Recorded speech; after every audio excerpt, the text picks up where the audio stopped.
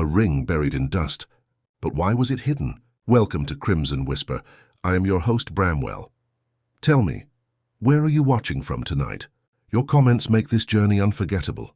Now, let's begin.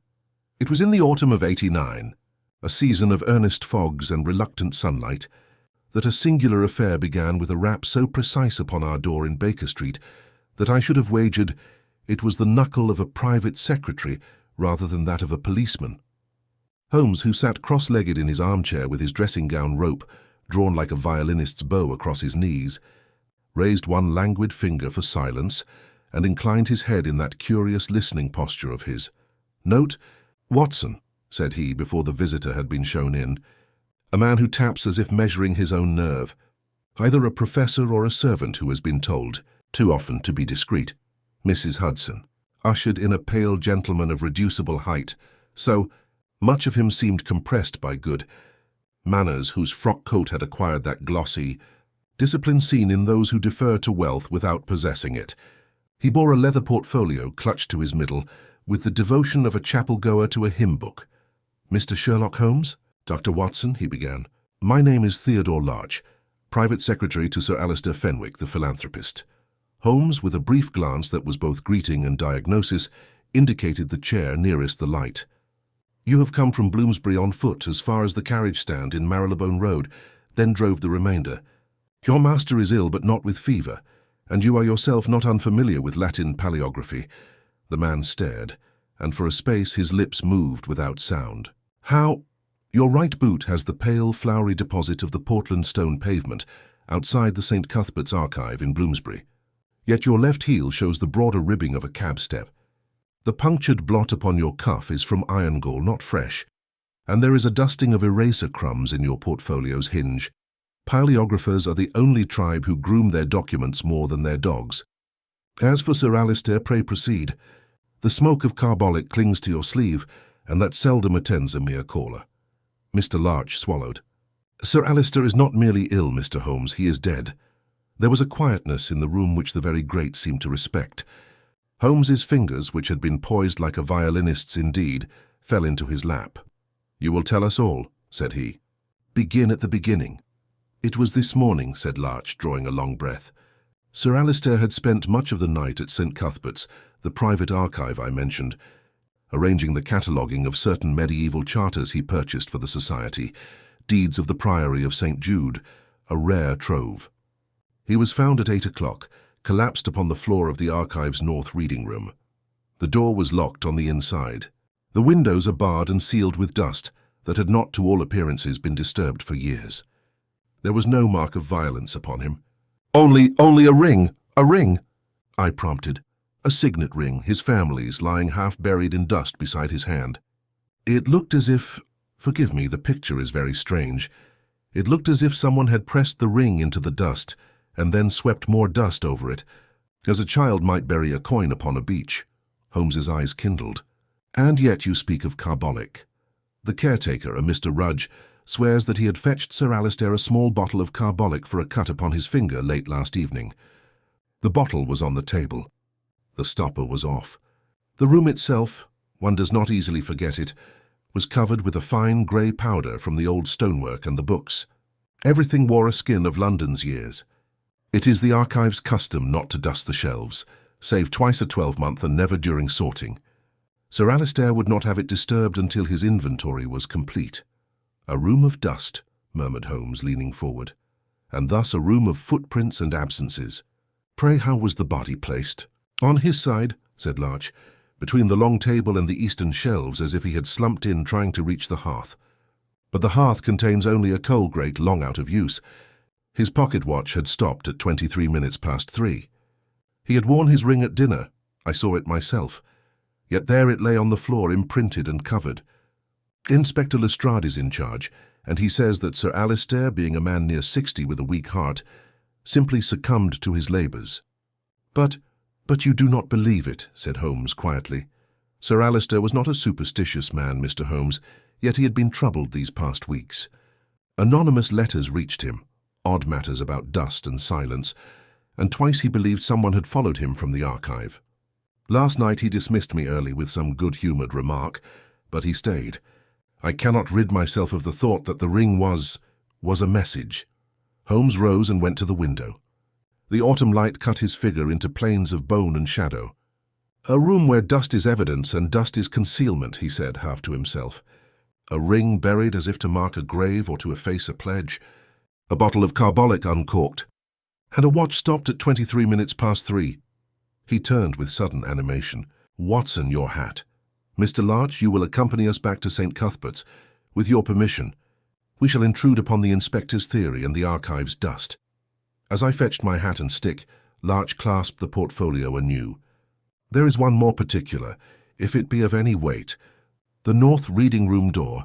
When we forced it, there was the queerest impression along the threshold, as if the dust had been gently sifted there very recently, falling from above. Falling from above. Holmes repeated. Excellent. Pray do not deprive me of such music. Come, Watson. In 10 minutes we were rattling through the streets in a hansom, whose glass danced with pale smears of mist. The day had the look of London when it remembers it is built of stone and smoke, a sky the colour of pewter, and a light which seemed to come up from the pavements rather than down from the heavens. We passed costermongers wrapped in their carts like hermit crabs, and a near-constant procession of clerks with their faces set towards city ledgers. Holmes, in that interval of motion which always woke his faculties, tilted his chin to the cab's roof and closed his eyes. You observed, Watson, he said without opening them, our visitor's right cuff was nicked by a pen steel and stained with diluted iron gall. It tells us he has been copying titles from vellum, no trivial matter for a secretary unless his master had need of secrecy. The archive's dust offers a chronicle more honest than men's tongues, and I hope to read a chapter in it. Dust preserves shape, but it also betrays subtraction. You think someone moved an object, or many. The room, if as he says, is an unwiped ledger. In such a ledger, a circle of clean wood is as conspicuous as a fingerprint. A board returned askew leaves a brighter ghost.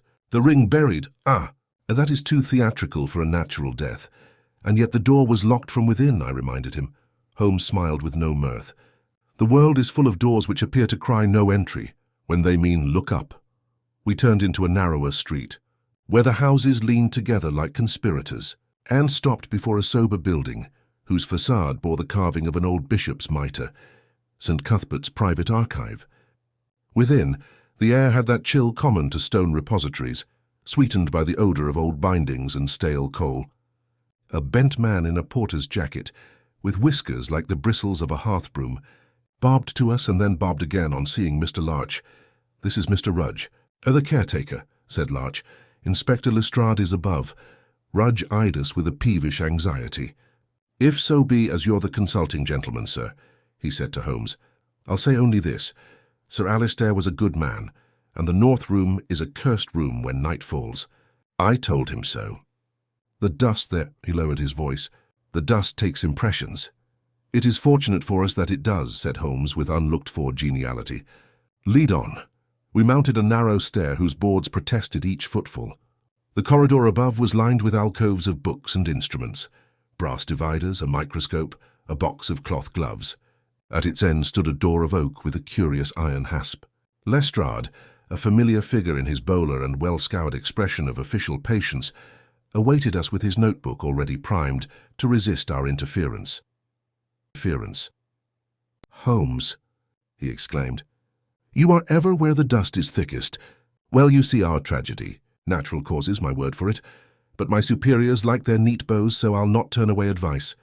Holmes's eyes flashed. You are generosity itself, Lestrade. Let us have the room as Sir Alistair left it. Lestrade opened the door with a key, and we crossed into an apartment sober to the point of catechism. A long table ran down the centre, its top a palimpsest of old scratches and new notes. High shelves rose to a smoke-blackened ceiling, and upon all lay the thinnest, most universal veil of grey. I had the odd impression of walking into a photograph of London's own breath. Near the far end, between the table and the eastern shelf, a darker disturbance marred the evenness. Where the body had lain, now removed to a stretcher in the corridor, there remained a human outline only an artist would dare sketch, and there, just beside that shadow, was a ring-shaped cavity in the dust, with faint, deliberate sweepings making a small, sandy drift upon its top. Holmes did not immediately kneel to the ring. He walked to the hearth, which was indeed lifeless and grey, and from there he cast his gaze upward along the chimney breast to the mantel and the shelf above it. He stood motionless for a count of 5, a habit of his when testing some inner theorem, and then strode to the door and inspected the threshold upon which Rudge had remarked. To my eye, there was nothing but dust. To Holmes it seemed there were hieroglyphs. He knelt, touched a finger to the boards, tasted the lightest trace as a gourmand might sample a sauce, and smiled that thin smile which to those who knew him meant that some piece had slid into place upon the invisible board where he played his best games. "Lestrade," said he, "you have had no one sweep or dust here since the discovery." "Not a mote," said Lestrade. "I know my lesson with you by now." "Then we are in luck," Holmes returned. "Pray do not step back. Your heel is perilously close to a confession." He removed from his pocket the lens which had embarrassed so many criminals and delighted so many juries, and bent to the ring in the dust. He did not touch it, he looked. After a moment he looked again at the mantel, at the lamps at the upper shelves, and then, in a movement so sudden that it startled even me, he crossed to the table and examined a small dark patch upon its edge. "Blood," I whispered. "Possibly not," said Holmes. "Possibly something more mundane and more informative." He straightened. "Watson, make a note. Ring impression, not from the finger. Dust heaped after impression. Threshold drift anomalous. Mantle with recent disturbance. Odor of carbolic present but not pervasive. A very slight scent of something else entirely. Can you not detect it?" I sniffed obediently. "Tobacco, Egyptian?" Holmes's eyes warmed. "Excellent." "And smoked by a left-hander, who drew too swiftly, for the ash betrayed a scorch on one side only. We shall see presently." He turned to Lestrade with airy politeness. "You will, I trust, indulge me half an hour without intrusion. Mr. Larch, you shall walk me through your master's last movements yesterday. Rudge, find me a clean sheet of dark paper. I wish to lift some conversations the floor has been having in our absence." Thus began, before the dust had settled, one might say the strangest inquiry of that season, in which a buried ring spoke louder than a bell, and silence proved the noisiest accomplice of all. I confess that, as I stood there in that grey room with the fog pressing at the panes and the clocks of Bloomsbury marking an hour which no longer meant the same to Sir Alister Fenwick, I felt the comfortable simplicity of natural death drain away like smoke up a cold chimney. Holmes's head, bent over his lens, had assumed that hawk-like intentness with which he puts the world to the question, and I, though I did not yet understand the shape of it, knew the case would test the patience of Scotland Yard. The nerves of at least one respectable household, and my pen besides. Holmes bent lower, his long fingers clasped behind his back, as he scrutinized the faint drift of powder by the door. For several minutes he remained silent, save for the occasional sharp intake of breath, which told me that his mind was working furiously. At last he drew himself upright, his eyes gleaming with that peculiar light which meant that some fresh path had opened to him. "Lestrade," he said, "you spoke of the key. Who first entered this chamber after Sir Alister was discovered?" "The caretaker, myself, and Mr. Larch here," the inspector replied. "We had to force the lock, for the key was found within." Holmes nodded thoughtfully. "And where precisely was the key?" "In his pocket," Larch answered quickly. "The waistcoat pocket. Then we may put aside the supposition that any intruder locked the door and fled by conventional means. The puzzle lies elsewhere." Holmes returned to the ring impression, then glanced across to the mantel once more. "Tell me, Watson, what strikes you as curious about the manner in which the dust lies along the shelf above the hearth?" I peered as best I could. The dust was thick and grey, unbroken save for a faint mark as though a rectangle had once rested there and been recently lifted. "Something has been removed," I ventured. "A book, perhaps?" Holmes gave a thin smile. "Not a book, my dear fellow. A box, most likely, flat, of wood or iron. The impression is too regular for binding. It was taken away, and very recently, for the dust has not yet settled evenly into the space." Lestrade sniffed. "And what of it? Men remove things from shelves every day." "Ah, but not in a room that is never touched, where each grain of dust is an entry in a ledger," Holmes countered. "When one object is shifted, the absent shouts. Combine this with a ring deliberately impressed into the floor. No, Lestrade, this is not the quiet passing of an old gentleman's heart." This is theatre, though of a grim design. The inspector shrugged, plainly unconvinced. You'll have your theatre, Holmes, but I'll stick with natural causes until something stronger turns up. Holmes ignored him and beckoned to Mr. Larch. Pray, sir, describe your master's manner of working when he visited these archives. Did he use that shelf above the mantel? Rarely, said Larch. Sir Alistair kept his acquisitions locked in a cabinet here. He pointed toward a large oak press at the room's side. But last week he did receive a parcel, small and heavy, which he himself placed on the mantel. He told me nothing of it. Holmes's eyes narrowed with satisfaction. And now it is gone, precisely. He paced once round the table, then halted abruptly. Watson, look here at the patch we noted upon the table's edge. I bent again. The dark stain was tacky to the touch. Ink, I said, but oddly viscous. Holmes produced his lens and examined it. Not common ink. The mixture, perhaps used to treat old documents. Gallate solution. It explains the bottle of carbolic, too. Sir Alistair may have attempted some cleaning. Yet what purpose had it here? He tapped his chin with long forefinger. We must not conjecture beyond our evidence. Let us amass more. Holmes then instructed Rudge to fetch a lantern. With this he examined the floor inch by inch, moving with such patience that even Lestrade grew restless. At length he stopped beside the ring impression once more, and instead of touching it, spread the dark paper beneath and gently breathed across the surface. To my astonishment, faint outlines appeared, smudges that resolved themselves into marks not unlike partial shoe prints. Someone knelt here, Holmes announced. A left knee heavily weighted, and here the thumb pressed down to steady something. Yes, our ring was not dropped but arranged. Larch paled. You mean murder? Patience, Holmes said sharply. I mean only that the scene has been composed. Whether to simulate accident, suicide, or mere mystery, we have yet to learn. As he spoke, the caretaker shuffled nervously. Begging your pardon, sir, Rudge muttered, but I did hear something in the night. A queer scraping overhead, as if the rafters themselves were coughing. But when I looked, all was silent. Holmes spun toward him. Overhead? That is most suggestive. He turned his keen gaze upon the ceiling, where the beams disappeared into shadow. An attic above, is there? Aye, sir. A narrow loft used for storage. The trapdoor's yonder. He pointed to a corner of the room. Then our path lies upward, Holmes declared. Watson, your shoulder will steady the ladder. In a trice, the trap was opened, and Holmes, agile as a cat, ascended into the darkness. We heard his steps creak across the beams, then a brief rustling. After several minutes he called down, Lestrade, come see for yourself. The inspector clambered up with ill grace while I steadied the ladder. Soon his exclamation echoed from above. By Jove, what's this? Holmes descended swiftly, his expression alight. In his hand he bore a small canvas bag, its seams grey with dust save where recent handling had smudged them clean. He set it upon the table and unfastened the tie. Within lay a scattering of objects, a fragment of vellum, a strip of wax bearing the impress of a seal, and a coil of thin rope. Observe, Holmes said softly. The missing box was here replaced by this bag, which our intruder carried through the loft. The rope, do you not see, Watson? Explains the sifted dust upon the threshold. Something was lowered or someone descended by means of it. I felt a chill. Then the locked door.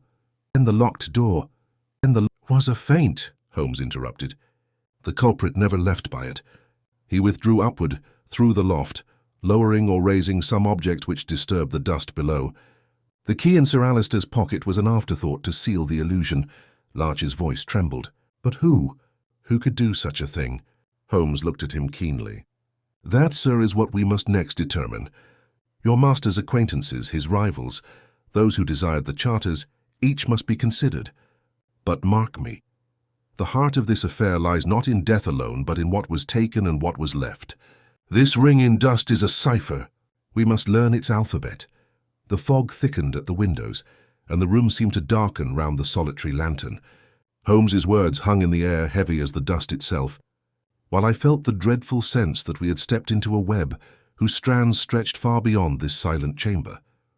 Holmes remained standing over the opened bag, his eyes darting from the fragment of vellum to the coil of rope as though deciphering a code invisible to the rest of us. The faint hiss of the lantern flame and the muted sounds of London outside the stone walls seemed only to deepen the silence. Lestrade leaned forward with undisguised impatience.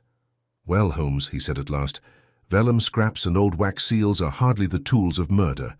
You'll not persuade me that a gentleman of 60 was strangled by documents." Holmes smiled thinly, folding the strip of wax between his long fingers. "On the contrary, Lestrade, men have killed for less. A charter, a seal, the proof of an ancient right. These are weapons as deadly as any knife if they confer fortune or power. Do you not perceive the significance of this fragment? To me it looks like torn parchment, and that's the end of it."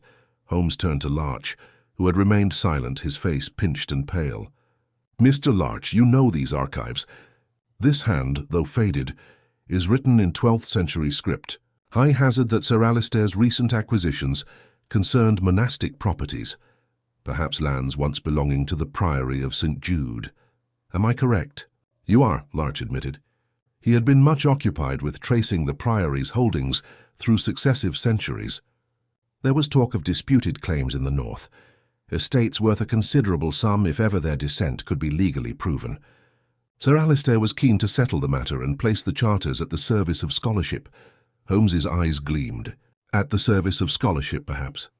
But others might see a chance of immense gain or loss. Consider, Lestrade. A man dies in a locked room, his family ring pressed into dust, a box vanished from a shelf, and these fragments hidden in the loft. That is not the narrative of a weak heart. Lestrade shifted uneasily, but still muttered, "We shall see." Holmes replaced the bag's contents carefully, then paced back to the hearth. His eyes ran along the chimney breast, measuring distances as though mapping a battlefield. "Watson," he said suddenly, "do you recall the scent I mentioned earlier?" "The tobacco?" "Precisely. Egyptian, scorched on one side, drawn by a left hand. That smoke clung to the room, though our dead man never smoked such a blend. Ergo another was present, and he was here long enough to scatter his ash, yet left no trace but this dust play. It follows that our intruder entered with purpose, and remained unseen until he departed by the loft. He crouched again by the ring impression, his lens glinting. Now note, Watson, the slight unevenness in the dust about the cavity. Do you see how the grains form a faint crescent, as though brushed not merely downward but from the side? This was not the act of a careless thief, but of someone composing a deliberate message. To whom was the message intended? That is our riddle. I felt a shiver as his words sank in.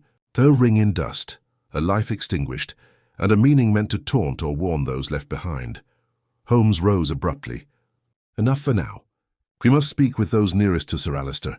His household, his rivals, anyone connected with these charters. Larch, you will take us to Fenwick House at once. I must see where the man lived and with whom. Lestrade grumbled, but made no move to prevent him. We descended once more into the damp corridor, the caretaker trailing behind like a guilty shade. As we emerged into the raw evening fog, Holmes hailed a cab with the sharp gesture of a man impatient for answers. The drive across London was wrapped in silence, broken only by the rattle of wheels and the clip of hooves upon stone. Holmes sat forward, chin resting on his steepled fingers, his gaze fixed on some vision only he could see. At last the hansom drew up before a sober house of dark brick, its windows shuttered against the encroaching dusk. A liveried butler admitted us with grave composure, leading us into a hall that smelt of beeswax and old oak. Portraits of stern men in armour and women with folded hands gazed down at us with Fenwick hauteur. Holmes wasted no time. "We must speak with Lady Fenwick," he said, and presently we were shown into a drawing-room where the widow awaited us. She was a tall, stately woman, her grief masked by a rigidity of manner that suggested long habit of self-command. Her gown of mourning black seemed almost to merge with the heavy curtains behind her. "I'm told you are Mr. Sherlock Holmes," she said, her voice low but steady. "If you can bring clarity to this calamity, you will have my gratitude. Sir Alistair's death was sudden, yet I cannot think it natural. He was troubled of late." "In what manner troubled, madam?" Holmes asked gently. "He received letters, anonymous, threatening in tone. They spoke of silence, of dust, and of things best left buried. He burned one in my presence, saying it was the work of some crank, but I could see it unsettled him. He feared that his work at the archives had stirred up old hatreds." Holmes inclined his head. "And had he enemies, Lady Fenwick? Men who might gain by his removal, or by the possession of those charters?" She hesitated, her eyes shifting. "There were two. Mr. Julian Mordaunt, a solicitor who has long claimed certain northern lands for a client, and Colonel Arkwright, whose family disputed Sir Alister's purchases as irregular. Both gentlemen spoke in anger more than once. I cannot imagine either capable of such wickedness, yet they had the most to lose. Holmes's eyes brightened. We shall call upon them, rest assured. One final question. Did Sir Alister ever misplace or remove his family ring? Never. It was his pride and his sign of office. To see it absent is to know he is not himself. Her voice wavered for the first time. Holmes thanked her with quiet courtesy, then took his leave. Back in the cab, he leaned close to me. Watson, do you not see? The ring was not merely buried. It was staged. It symbolized the silencing of his name, the effacement of his line. We are in the presence of an adversary, who thinks in symbols and speaks through dust. As the cab rattled toward the first of the addresses Lady Fenwick had named, I could not help but feel a tightening in my chest. The city seemed to press in with its smoke and fog, as though conspiring to keep its secrets. Holmes sat beside me, his lips compressed, his eyes alight with a fire that told me he was already weaving deductions from the strands at hand. The game, once again, was truly afoot. The cab turned down a narrower street, its lamps throwing wavering cones of light through the mist. Holmes rapped the roof sharply, and the driver pulled up before a house of respectable but modest aspect. The brass plate beside the door read, Julian Mordaunt, Solicitor. The windows glowed faintly, suggesting that the man kept late hours. Holmes stepped down with his usual impatience and signaled for me to follow. Inside, we were met by a clerk who, after some hesitation, admitted us to Mordaunt's office. The solicitor rose from behind a desk strewn with papers, his lean figure half lost in shadow. He was a man of middle years, narrow-shouldered and precise, with eyes that glittered too keenly for comfort. At the sight of Holmes, his brows drew together in suspicion. Mr. Sherlock Holmes? To what do I owe the honor? Holmes regarded him coolly. We have come concerning the death of Sir Alister Fenwick. You were acquainted with him? Acquainted, yes, though hardly cordial. He stood in the way of my client's rightful claim. His acquisitions were a scandal, Mr. Holmes. Antiquarian folly dressed as scholarship. If justice exists, his charters will be discredited, and the land restored to its true owner. And yet, Holmes said softly, Sir Alister is dead, and certain documents are missing. That alters the balance considerably. For a heartbeat, something flickered in Mordaunt's eyes, a quick spark of calculation, suppressed almost before it showed. He leaned back, steepling his fingers. I am sorry for his widow, but I assure you I had no hand in it. I spent last evening at the Oxford and Cambridge Club. You may inquire there. Holmes inclined his head. And did you ever correspond with Sir Alister? Letters, perhaps? I did. Strongly worded, I grant you. He returned them unopened. Holmes's gaze sharpened. Not in anonymous fashion, though. Mordaunt gave a short laugh. Anonymous? No, sir. My name carries weight enough without concealment. Holmes's fingers drummed once on the arm of his chair. And yet someone thought concealment useful. You smoke, Mr. Mordaunt? The solicitor looked puzzled. On occasion, yes. Cigars. Holmes's nostrils flared slightly, as though registering the truth of that statement in the faint odor of the room. Not Egyptian cigarettes, then? Never. I dislike them. Never. I dislike them. Never. Holmes rose without another word, and I followed him out, though I caught the lawyer watching us with a gaze that seemed to probe for what we knew and what we merely suspected. Back in the cab, Holmes sat silent until we had rattled half the length of Pall Mall. Then he said, A clever man, Watson, but not our left-handed smoker. His arrogance is his signature, and that does not fit the theatrics of dust and symbol. Still, he knows more than he reveals. Our driver next drew up before a larger residence, this one boasting a military bearing in its very brickwork. Colonel Arkwright's house stood with shutters tight and a sentry-like lantern by the door. We were shown into a drawing-room, where the colonel awaited us in uniform, his manner brusque, his gaze direct. He was a man built squarely, his jaw set as though perpetually prepared to issue orders. Come to question me, have you? He said, even before we had sat. Yes, I quarrelled with Fenwick. The man meddled where he had no right, but by heaven I would not stoop to skulking about archives like a common thief. Holmes bowed slightly. You admit to strong words exchanged. Stronger than words once, the colonel growled. I told him to his face that if he pried into my family's affairs again, he would regret it. But that was months past. Since then, I have avoided him. I was at the guards' dinner last night. Half the regiment will vouch for me. Holmes's eyes flicked toward the mantelpiece, where a box of cigarettes lay open. He stepped nearer, lifted one and sniffed it delicately. Turkish blend. Not Egyptian, Arkwright frowned. Is there some significance in my choice of tobacco? Possibly. We shall see. Holmes replaced the cigarette, then asked suddenly, Do you know of a small box recently in Sir Alister's possession? A box kept upon a mantel, containing perhaps a fragment of vellum or a seal. The colonel's expression hardened. I know nothing of it. Yet your family once claimed estates documented in the Priory of St. Jude's charters. At that, the colonel turned away sharply, his jaw clenched. This interview is at an end, Mr. Holmes. Holmes did not press him. Instead, he gave one of those polite bows that carry more irony than rudeness, and led us out into the fog once again.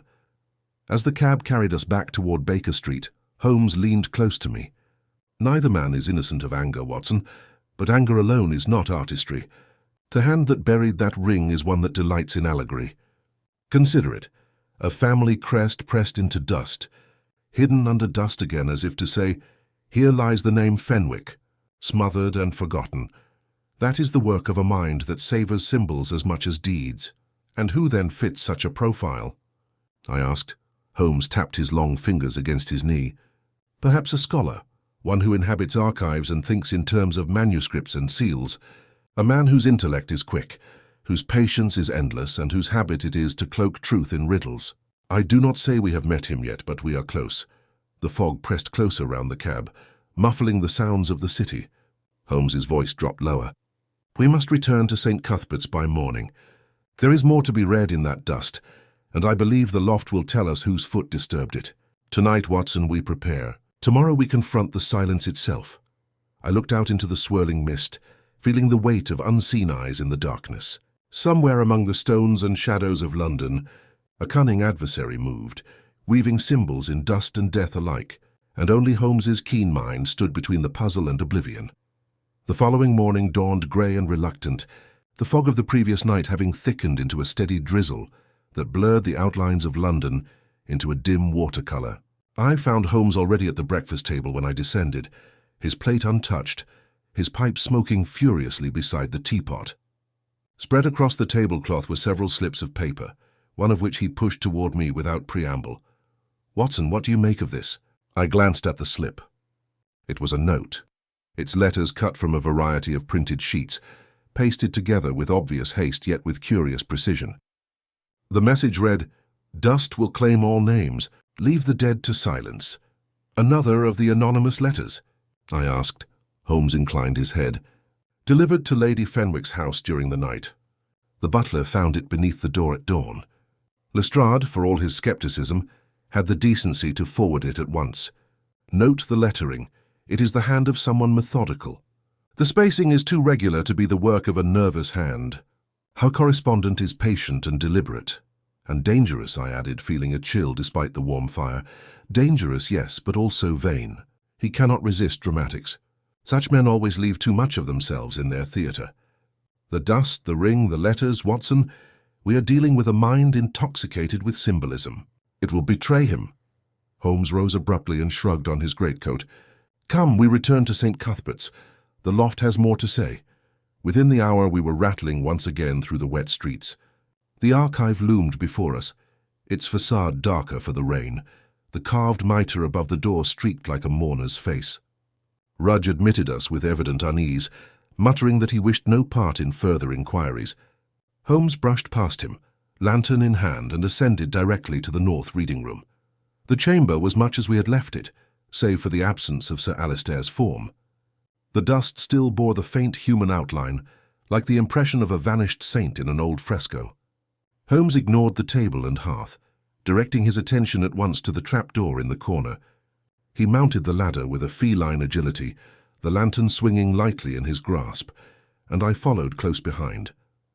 The loft was narrow and low-roofed, its beams heavy with cobwebs. Here the dust lay in drifts deeper than below, broken only by a path of flattened footprints that led from the trapdoor to a corner where boxes and old ledgers were stacked. Holmes bent over the prints with a murmur of satisfaction. "Observe, Watson. The left foot strikes heavier than the right. Our intruder is left dominant, just as I surmised from the cigarette ash. And note the sole narrow-pointed, continental manufacture, not English. Few in London wear such shoes." I peered down, and indeed the marks were plain, their edges sharp in the powdery dust. Holmes drew from his pocket a tape measure and took the length. Size 8, I should judge. The stride is long, our man is tall. And here, look. A faint circle in the dust where a coil of rope was placed, precisely as in the bag we found. He descended from this loft by the rope, lowering himself into the reading room. The door was locked from within because he never used it. But what of the missing box? I asked. Holmes moved to the corner where the ledgers leaned. He pushed them aside gently, and from the shadowed gap he drew forth a scrap of waxed cord. He held it up triumphantly. Torn from the box's fastening, our intruder lifted it into the loft, concealed it here for a time, then carried it away when he departed. Rudge, I think, would have been deaf to any sound from above in his porter's lodge. At that moment a slight draught stirred the dust, and the lantern light wavered across the beams. Holmes stiffened, then turned his head sharply. A faint scuff echoed from the far end of the loft. In 2 strides he was there, his hand darting behind a stack of crates. He emerged, dragging forth a figure, a thin man in a scholar's coat, his face pale and his eyes wide with terror. "Good heavens!" I exclaimed. "So it's Professor Ellery," Holmes said grimly. "Assistant to Sir Alistair in his cataloguing work. I suspected as much." The man struggled feebly in Holmes's grasp. "You do not understand. I came only to guard the papers. They must not fall into the wrong hands." Holmes's voice was cold. "Then why, Professor, did we find Egyptian ash upon the table? Why these footprints so neatly left in dust? Why this melodramatic letter delivered to Lady Fenwick? You play a dangerous game." Ellery shook his head violently. "No, you mistake me." I warned Sir Alistair, begged him to cease. "Those charters speak of things that should remain hidden." He would not listen. I followed him, yes, to protect him. But I never harmed him, I swear it. Holmes's eyes glittered.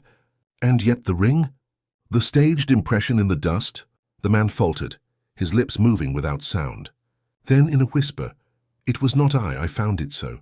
Someone else, someone swifter than I, had already been here." Holmes regarded him with piercing intensity, then released his grip. "We shall see, Professor. For now, you will accompany us. Your knowledge of these charters will prove indispensable." As we descended once more into the reading room, I saw in Holmes's face that curious mixture of triumph and unease, which told me he had confirmed some suspicions, but found new complexities in their place. The web had widened, the strands multiplied, and the quarry, though nearer, was not yet in hand. Outside, the rain fell harder, drumming against the windows like impatient fingers. Holmes stood at the door, his gaze fixed on the veiled street beyond. "Watson," he murmured, "we hunt a mind that thrives in dust and shadow. Professor Ellery is but a piece on the board. The true hand that buried that ring is still at large, and it moves with cunning. But it has left its print, as surely as these soles mark the loft. We must trace it before it strikes again." I followed him into the wet, the city's fog swallowing us as though London itself conspired to keep its secrets. Yet I knew that Holmes would not rest until the dust yielded up its message in full. We returned to Baker Street with Professor Ellery in tow, the rain-slick cab wheels hissing through the streets like whispers in the night. The man sat hunched opposite us, his thin hands clasped, his eyes darting from Holmes to myself with a nervous energy that betrayed both fear and secrecy.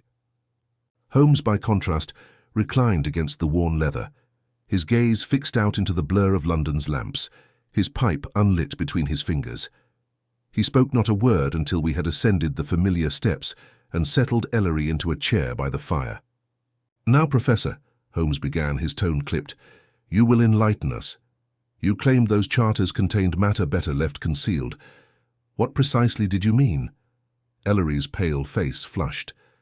"Sir Alistair was examining the holdings of the Priory of St. Jude, yes, but more than land was at stake. The documents hinted at payments made to secure silence, agreements never meant to be public. They spoke of betrayals within noble houses, names tied to treachery. Were these revealed? families of standing, might see their honor dragged through centuries of dust and disgrace. Holmes leaned forward, his eyes narrowing. So these papers are not merely antiquarian curiosities, they are weapons to ruin reputations or bolster claims. Ellery nodded miserably. Sir Alistair wished only to publish for scholarship's sake, but others would use them differently. Others such as Colonel Arkwright or Mr. Mordaunt. Holmes's voice was soft, yet it cut like a blade. I cannot say, Ellery whispered, but I know Sir Alistair received warnings, letters written in the same grotesque style you showed me. I suspected someone within the circle of scholars, for who else could pen threats couched in the language of archives and dust? Holmes regarded him silently for a long moment, then said, You are not the author, I believe, though you meddled where prudence should have stayed your hand. You haunt that loft to guard what you cannot protect, and in doing so you have entangled yourself in suspicion. Still, there is honesty in your distress. Ellery bowed his head. I swear by all I hold dear, I never harmed him. Holmes lit his pipe at last, sending thin spirals into the air. Very well. You shall remain under watch, but free enough to assist me. Watson, see that our guest is given refreshment.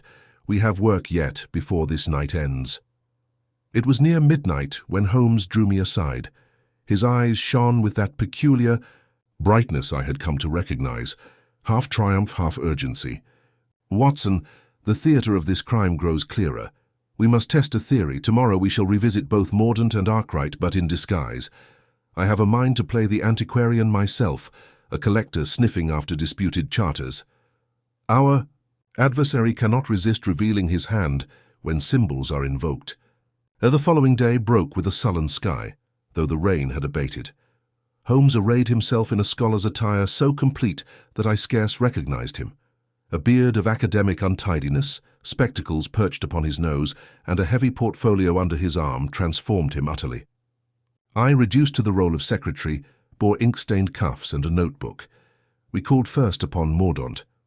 Holmes, adopting the slow diction of a pedant, spoke of charters recently come to light, of seals and claims, and of the Priory's records. Mordaunt listened with thinly veiled interest, yet when Holmes hinted at possession of a particular box, said to contain compromising vellum, the solicitor's eyes gleamed too brightly.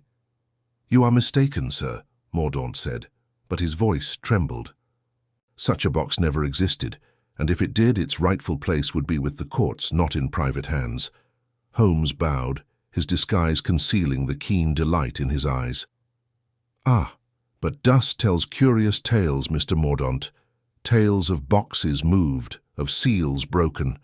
Should one possess such an item, might there be parties willing to negotiate its safe return? Mordaunt's hand clenched upon the desk. You speak dangerously, sir. I advise you to tread carefully. Some secrets are better left buried. We departed without further word, yet once outside, Holmes's mask slipped into a sharp smile. Did you mark it, Watson? His denial came too swiftly. He knows of the box, perhaps covets it, but he fears it as well. That fear is a lever we may use. Our second visit brought us again to Colonel Arkwright.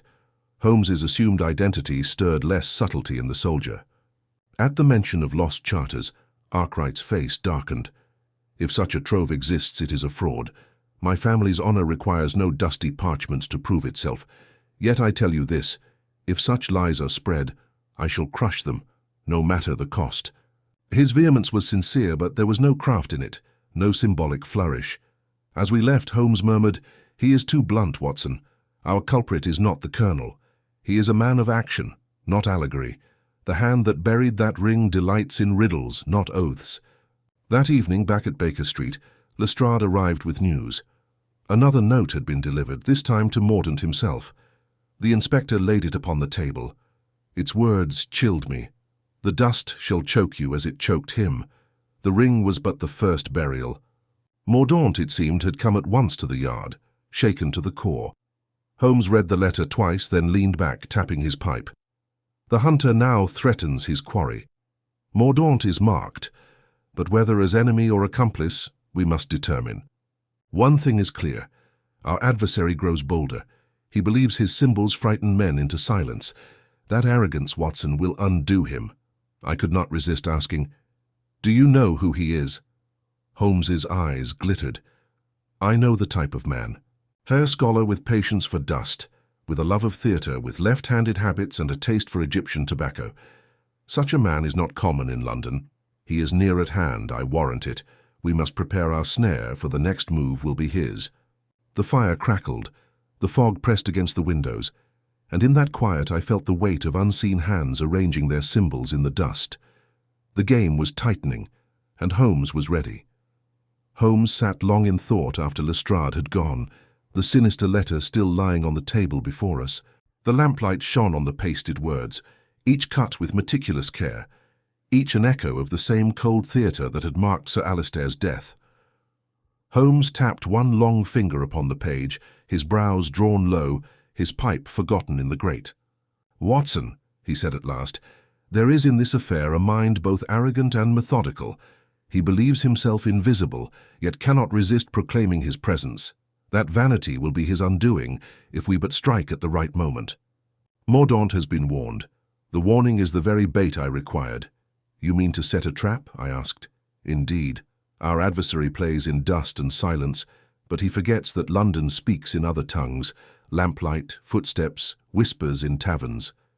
We shall give him opportunity to betray himself. Mordaunt is the key. The man trembles, and in his fear he will draw our quarry close." It was arranged the next day that Mordaunt should be persuaded to show himself at St. Cuthbert's once more, ostensibly to examine the papers Sir Alistair had been cataloguing. Holmes, by quiet persuasion and not a little sternness, convinced him that the surest defence lay in confronting the danger openly. Lestrade placed plainclothes constables at discreet points, while Holmes and I prepared to attend in our own fashion. The evening was raw and heavy with fog when we gathered again in the north reading room. Mordaunt entered nervously, his thin face drawn, his eyes darting to every shadow. Professor Ellery, pale and subdued, stood nearby, compelled by Holmes to lend his expertise. The chamber itself lay as grim as before, the dust unbroken save for our own careful tread. Holmes moved with a feline lightness, his gaze sweeping the corners, the ceiling, the trapdoor. "Mordaunt," Holmes said quietly, "you will seat yourself at the table and pretend to examine these charters. Do not look up suddenly, do not betray that you are observed. Simply write a few lines and await events. Watson, remain at his shoulder. Ellery, stand by the hearth. I shall place myself where the loft affords a view."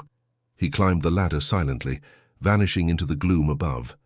I confess I felt a prickling of the skin as I sat beside Mordaunt, the man's hand shaking as he dipped his pen and made a pretense of copying faded script. The silence of the room grew oppressive, broken only by the scratch of nib upon paper and the faint hiss of the lantern flame. Then it came, a whisper of sound from above, so slight that I thought at first it was the settling of beams. Yet the movement of dust at the trapdoor betrayed more. A rope slid down noiselessly, brushing the boards. A figure followed, descending with practiced ease, tall, lean, the lantern light catching on the pale oval of his face. His left hand held the rope, his right steadied a small parcel tucked beneath his coat. Mordaunt gave a choked cry, but I laid a hand upon his arm. "Steady!" I whispered. The intruder stepped lightly onto the floor, straightened, and with deliberate care began to advance toward the table. His eyes gleamed with a fanatic's fire. He reached the ring's impression on the floor, and I saw his lips curve into a smile as though savouring his own design. Then, with a flourish, he laid the parcel upon the table before Mordaunt.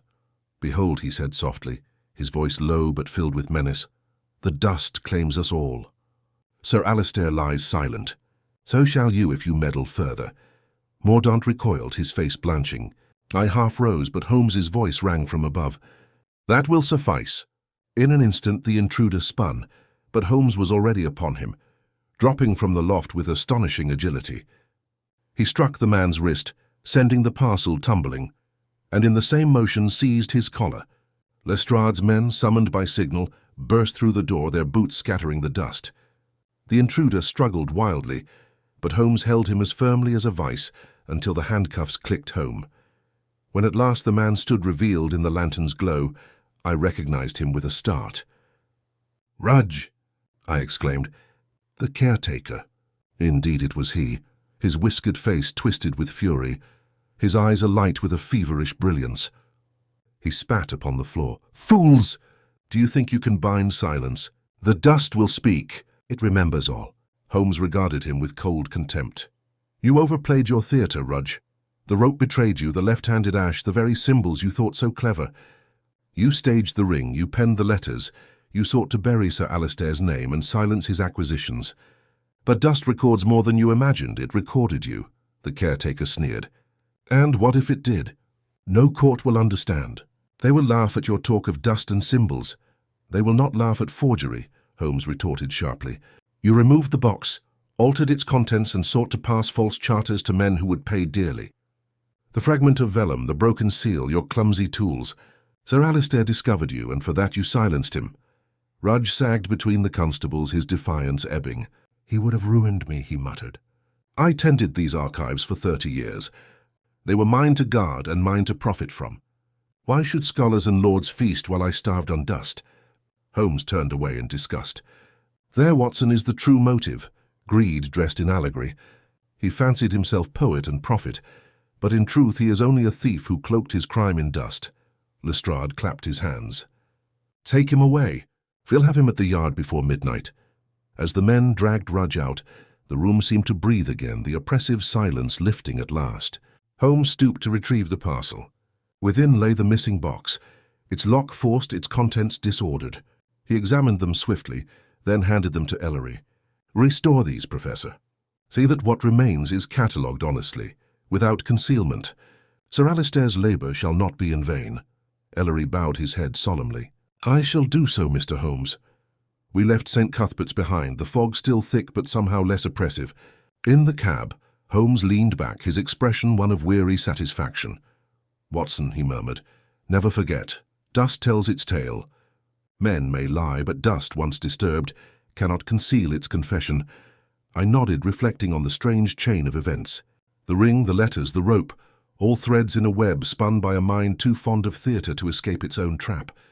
And as the lamps of Baker Street came into view, I could not help but feel anew the quiet awe I always did in the presence of Sherlock Holmes, whose genius had once more pierced through dust and deceit to the truth beneath. The following morning found me rising later than usual, for the events at St. Cuthbert's had stretched deep into the night. When I entered our sitting room, I discovered Holmes already at his accustomed place, lean and composed, with the morning papers scattered around him like fallen leaves.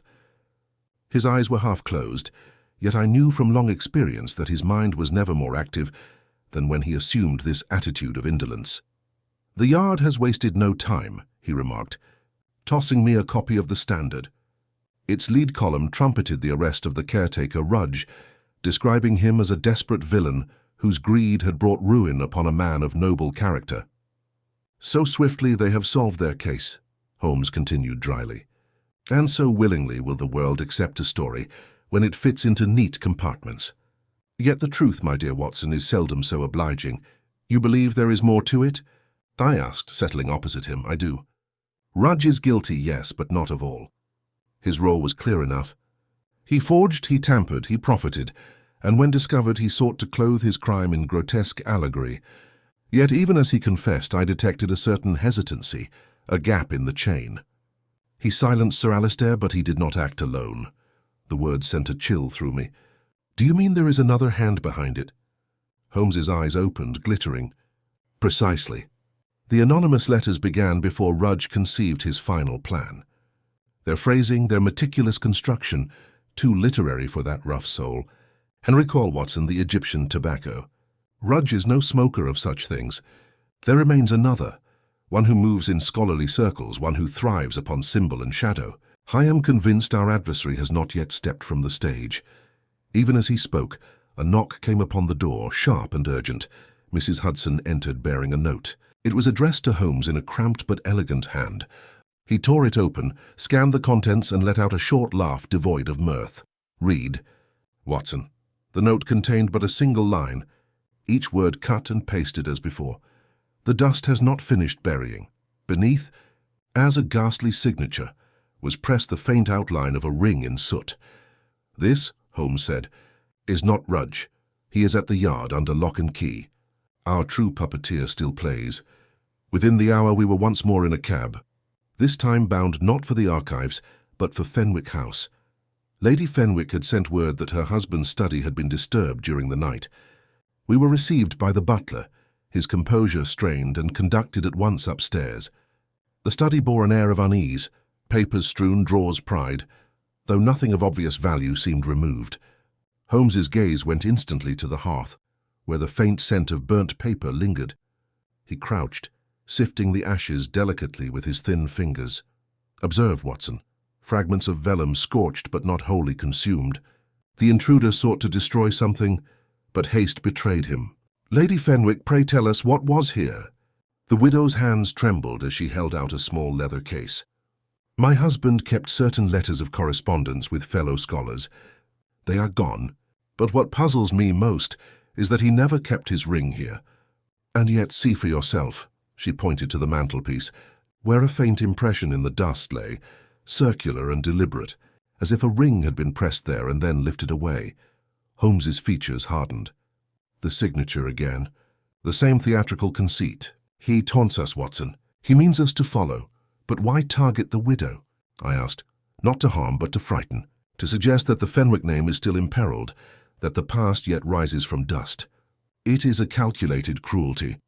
Holmes turned sharply to Ellery, who had accompanied us at Lady Fenwick's request. "Professor, who among your circle smokes Egyptian cigarettes left-handed?" Ellery hesitated. "There is only one I know, a Dr. Hadrian Vale, a paleographer of no small reputation. He is brilliant but eccentric. He speaks often in metaphors, in riddles. Some call him the poet of dust, for his habit of likening archives to graves.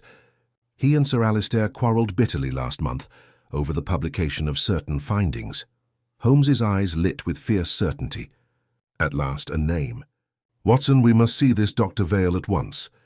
Arrangements were quickly made, and by afternoon we stood before a narrow house in Bloomsbury. A servant admitted us with reluctance, and we were ushered into a study filled with manuscripts, dust motes whirling in the thin light like a swarm of restless spirits.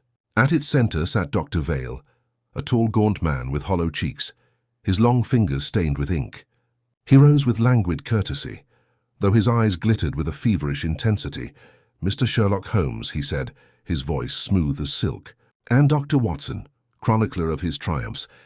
I wondered how long it would take before you found me." Holmes inclined his head. "Then you admit your part?" Vale smiled faintly. "I admit nothing. But dust has a way of preserving truth, and I merely serve as its interpreter. Fenwick wished to unveil what should remain shrouded.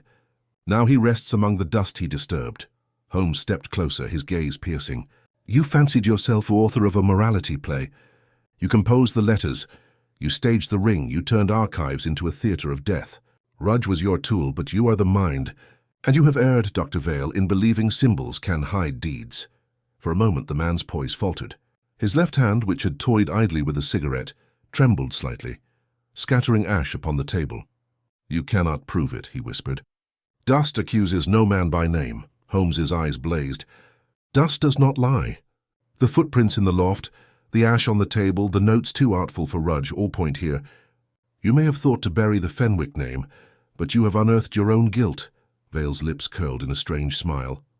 "Perhaps. But can you bury an idea, Mr. Holmes? Dust is eternal." Holmes straightened, his face hard as granite. "So is justice, Dr. Vale." As we left the house, the fog had thickened once more, muffling the street into silence. Holmes walked swiftly, his coat drawn close, his expression alight with the energy of pursuit. "We have our man, Watson," he said. "The final act approaches, but he is cunning, and we must strike with certainty. One false step, and this poet of dust will slip through our grasp." I followed him into the murk, my heart heavy with foreboding. The case was not yet ended, but the lines of the web had drawn tight.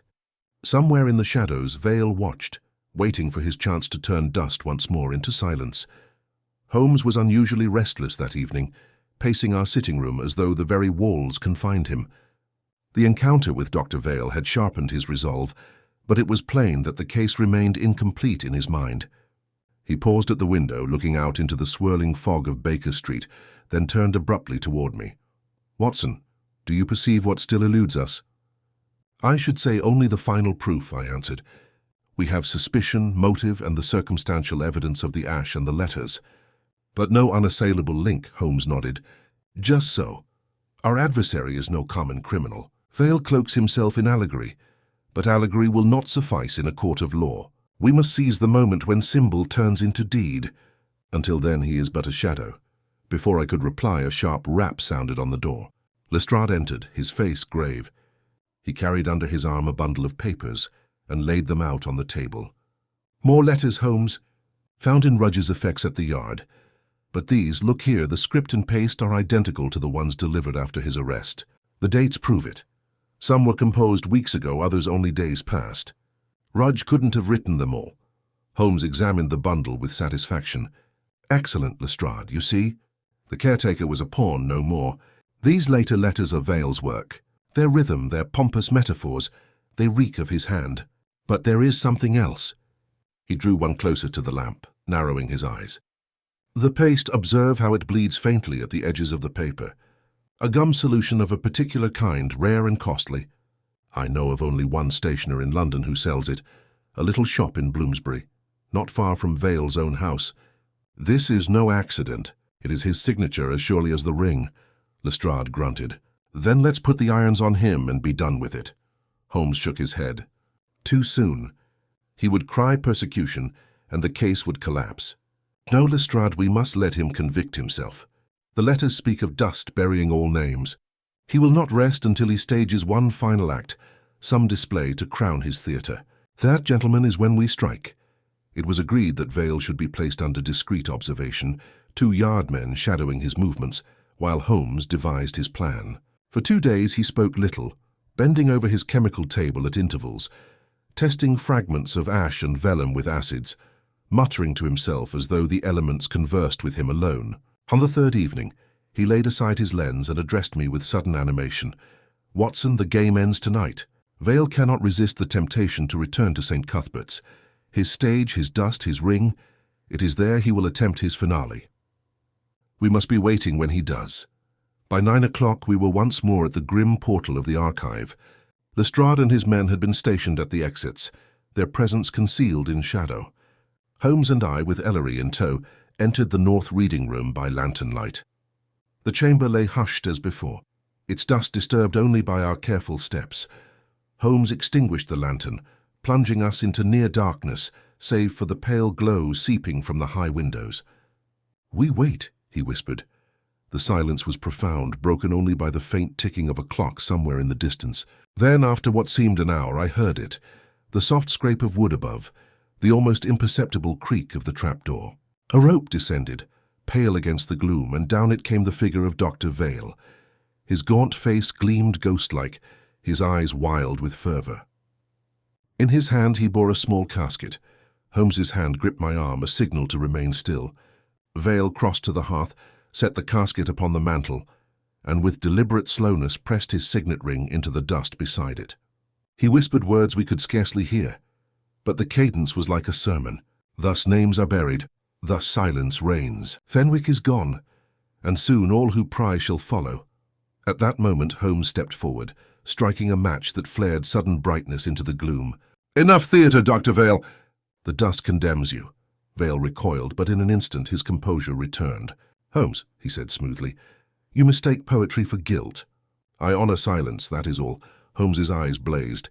"And you honoured it by murder. Rudge silenced Fenwick with his hand, but you guided him. You wrote the letters. You planned the symbols. You sought to destroy the charters to protect ancient patrons whose secrets you feared exposed. You are the mind, Vale, and tonight you have placed yourself at the scene once more." Lestrade and his men burst in, lanterns flaring, surrounding the gaunt figure. Yet Vale did not struggle. He only smiled, raising his hands as though in benediction. "Dust is eternal," he murmured. "Even you, Mr. Holmes, will one day be forgotten." Holmes stepped closer, his voice cold as steel. "Perhaps. But for tonight the dust preserves your guilt." He lifted a sheet of dark paper from his pocket and held it under the fresh impression Vale had left on the mantel.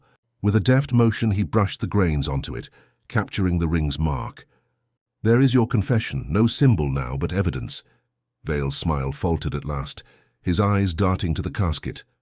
Lestrade seized it, opening to reveal charters half-burnt, seals broken, and a bundle of letters tied with silk.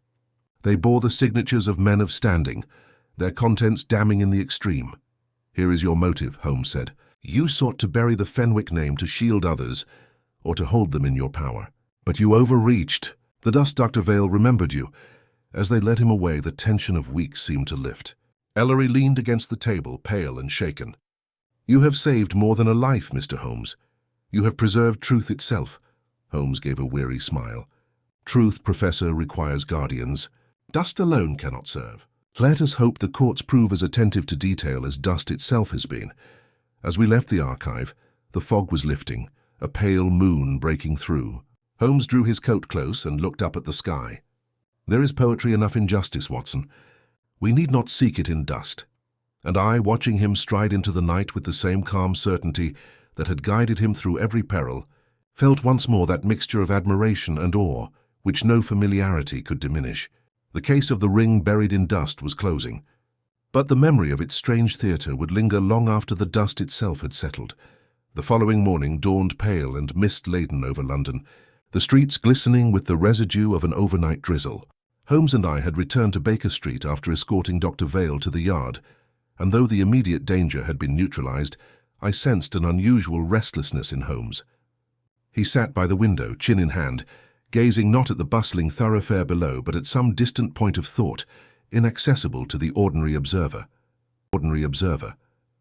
"Holmes," I ventured, "surely we may allow ourselves a measure of satisfaction.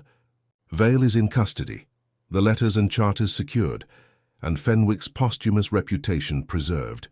I should think the case concluded."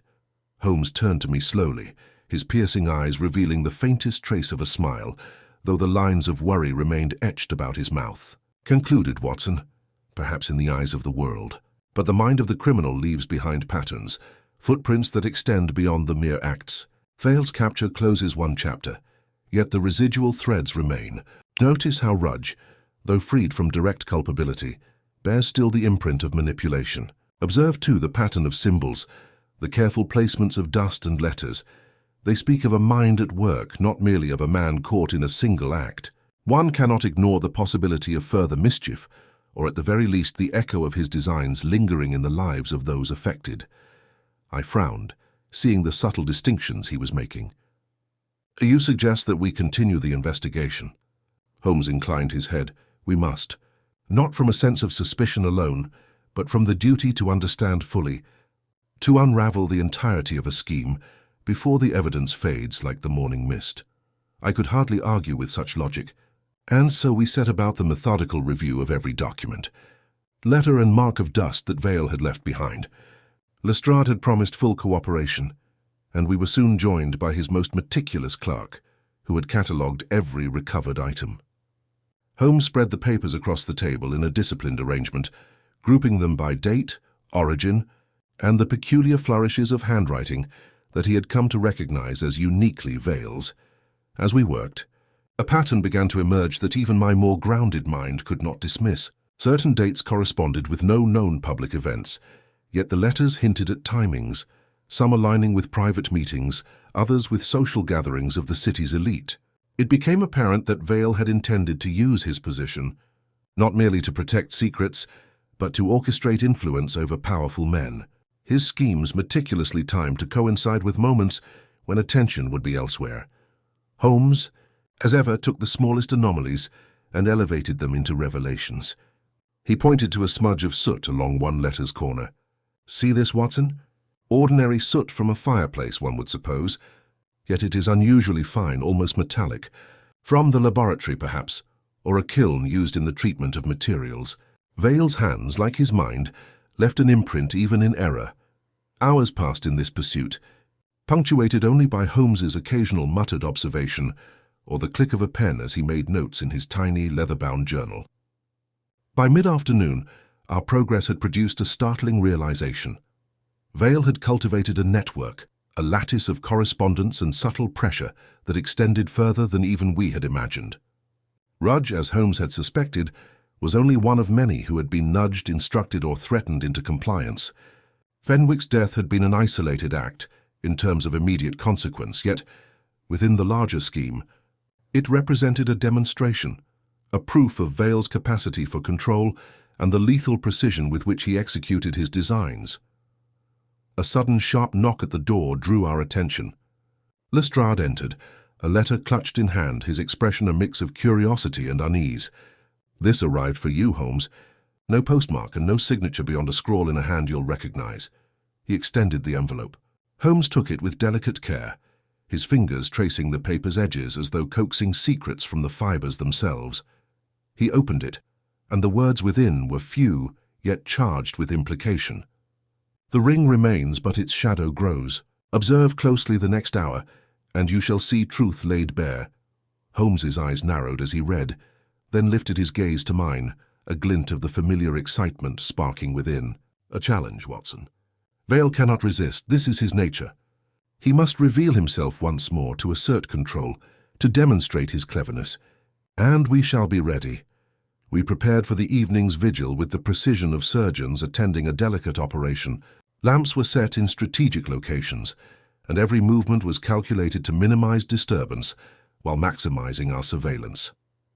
The fog had returned thick and wet, curling about the gas lamps in sinuous trails, giving the city an almost spectral quality. Holmes's senses seemed attuned to the rhythm of the streets. He could predict the cadence of footsteps, the faint rattle of a carriage, even the subtle vibrations through the boards beneath us. Near midnight, a figure emerged from the mist. Vale, unmistakable in his careful, deliberate movement, approached the narrow courtyard behind the archive. He carried a small case, and in his hand glinted something metallic, likely the ring whose impression he had so meticulously left before. Holmes signaled me to remain still and whispered, "Observe the placement. Note the angle. Every gesture counts."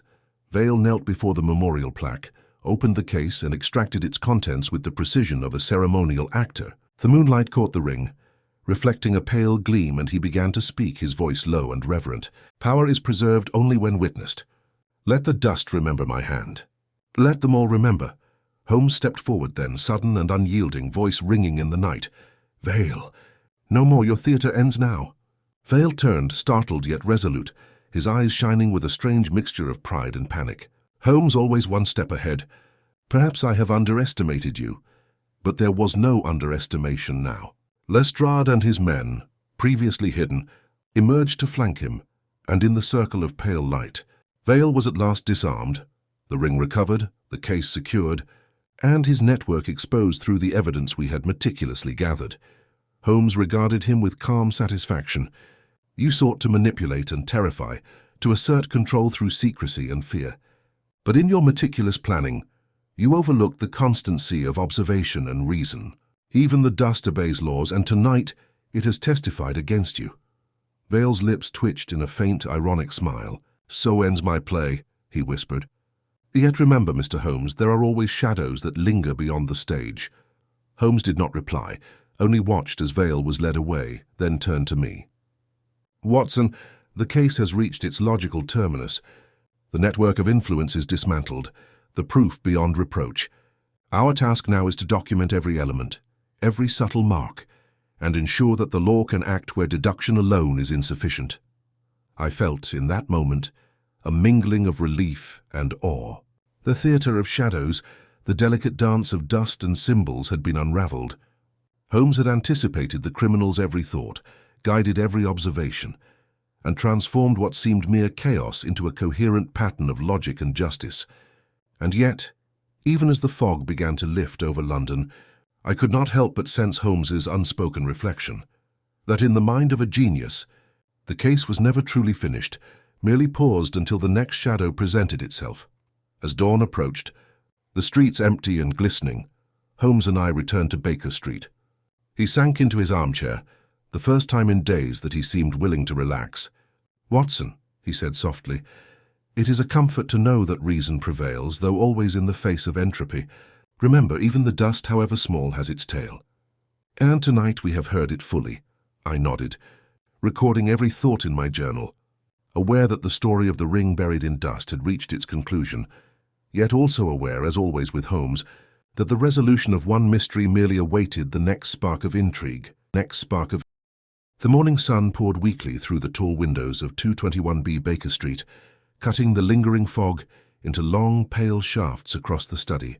Holmes sat at his desk, the remnants of ink and notes spread around him, while I made my habitual attempt at organizing my scattered thoughts after the long night.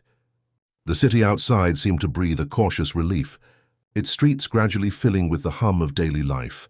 Yet I sensed that even in this ordinary bustle, the echoes of Vale's machinations remained, if only faintly. Holmes was unusually contemplative, fingers steepled beneath his chin. "Watson," he said at last, voice calm yet edged with the sharp clarity I had come to expect, "the conclusion of a case is seldom a single event. It is rather a series of confirmations, each reinforcing the logic that guided our pursuit. We have observed the criminal, mapped his designs, and anticipated his moves. Now it is necessary to ensure that every thread ties together, that the network he cultivated is exposed in full, and that those affected may recover their equilibrium." He gestured to a folder of correspondence and detailed notes. "Observe here. The letters we recovered from Rudge, coupled with the subtle notations within Fenwick's private documents, reveal a broader pattern. Vale did not act merely on impulse. He sought to manipulate alliances, to control the perception of power, and to project influence under the guise of secrecy. The ring itself was symbolic, but more than that, here it served as a keystone in his network, binding together his agents and creating a lattice of obedience and fear. I followed his reasoning carefully, noting how each seemingly minor clue, soot smudges, misplaced punctuation, the timing of letters, combined into a coherent architecture of deception. Then it was not the physical threat alone, I remarked, but the orchestration of influence and subtle intimidation that defined the danger. "Precisely," Holmes said. "And it is here that the final reveal rests, Watson. While Vale has been apprehended, his intent, fully reconstructed through these documents and observations, allows us to understand the full scope of his design. Each person he sought to manipulate, each letter timed to create uncertainty, is now mapped. Justice, therefore, is not merely in his capture, but in the clarity we can provide those affected, so that manipulation may no longer hold sway." As I absorbed this, a knock heralded the entrance of Lestrade, carrying a bundle of documents and the official statement from the yard. "All is in order," he said. "Vale's network has been traced. No further threats remain. Your deductions have allowed us to act decisively and prevent any lingering influence from spreading." Holmes inclined his head, his eyes briefly meeting mine. "That is satisfactory, Inspector. The case reaches its natural conclusion, though, as always, the consequences extend beyond the immediate. What remains is reflection, an understanding of motive, of method, and of the human capacity for both cunning and error." I could not help but marvel at his ability to distill the chaos of human action into precise logic. The night's vigil, the letters, the subtle observations, all had converged into this final reckoning, leaving no loose end, no unexplained anomaly. The brilliance of Holmes's method lay not merely in the capture of a criminal, but in the illumination of the unseen architecture behind every act. After Lestrade departed, Holmes leaned back, a rare relaxation softening his features. "Watson," he said, "there is a satisfaction in seeing the machinery of a plan revealed, the cogs turning in their proper sequence. One appreciates not only the resolution, but the inevitability of deduction when applied with rigor. The dust, the letters, the gestures, all have testified. All is clear." I allowed myself a small smile. "And so London may rest easier, unaware of how narrowly it escaped a web of manipulation." Holmes nodded, eyes returning to the window, gaze distant yet assured. "Indeed, Watson, for the world is content with the superficial, and it is our task to see beneath. Yet even in this apparent tranquility, one must remain vigilant. The nature of intelligence is to act, to observe, and to anticipate. The mind of the detective never rests, even when the case is concluded."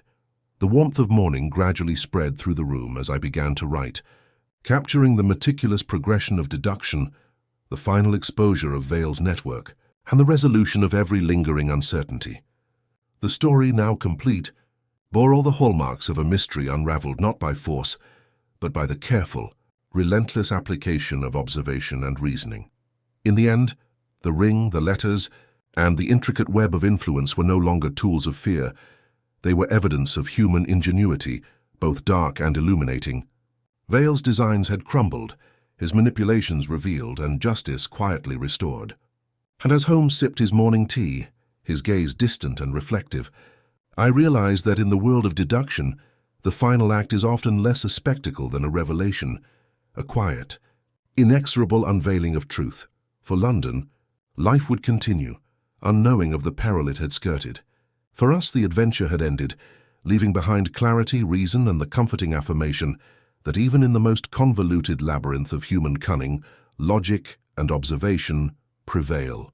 Holmes turned to me, a faint smile tugging at the corner of his lips, and I knew that the tale of the ring buried in dust, of hidden networks and subtle influence, had reached its definitive, satisfying conclusion, and thus the case was closed, every detail accounted for, and the city safe once more under the watchful eyes of the master detective, whose mind had, as ever, anticipated even the shadows.